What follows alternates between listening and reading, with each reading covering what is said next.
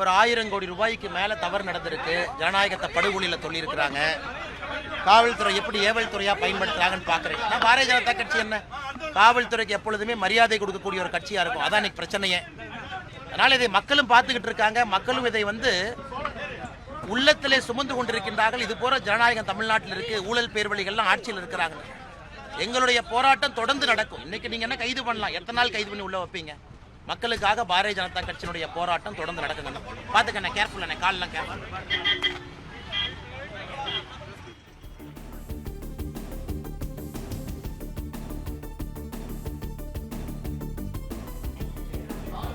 டாஸ்மாக் தலைமையகத்தை முற்றுகையிடச் சென்ற பாஜக மாநில தலைவர் அண்ணாமலை தடுத்து நிறுத்தப்பட்டு கைது செய்யப்பட்டிருக்கிறார். கூடுதல் விவரங்களை செய்தியாளர் வினீத் சரவணன் வழங்க கேட்கலாம். வினீத் சரவணன், வணக்கம். விவரங்களை பதிவு பண்ணலாம்.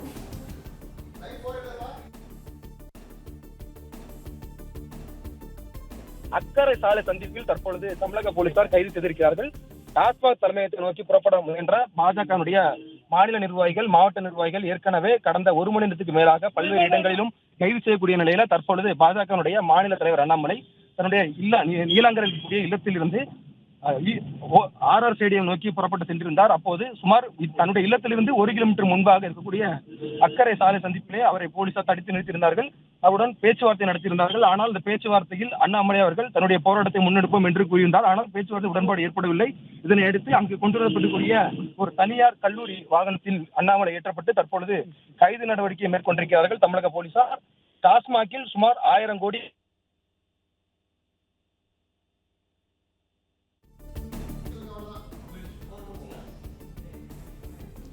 விவரங்களுக்கு நன்றி வினேஷ் சரவணன்.